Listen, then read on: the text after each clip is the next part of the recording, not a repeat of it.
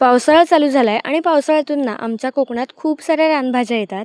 त्यातलीच ही एक टाकळ्याची भाजी, जी की खूप जास्त पौष्टिक आहे, टेस्टला पण छान लागते आणि बनवायला तितकीच इझी आहे.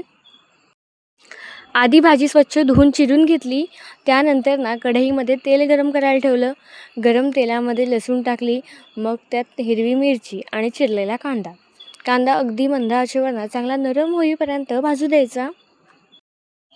कांदा चांगला नरम झाल्यावर ह्यात चिरलेली सगळी भाजी टाकली, चवीपुरतं मीठ टाकलं आणि सगळी भाजी चांगली मिक्स करून ना आता झाकण ठेवून शिजू द्यायची. ह्या भाजीमध्ये अजिबात पाणी टाकायचं नाही. ही भाजी ना वाफेवरच अगदी आरामात शिजते.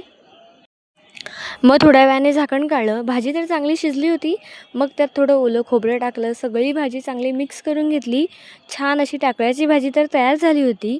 ही भाजी ना चपाती, भाकरी किंवा भातासोबतसुद्धा खायला खूप छान लागते. मग तुम्हीसुद्धा ही रेसिपी नक्की ट्राय करा आणि अशा छान इझी रेसिपींसाठी माझ्या चॅनलला सबस्क्राईब करा. बाय.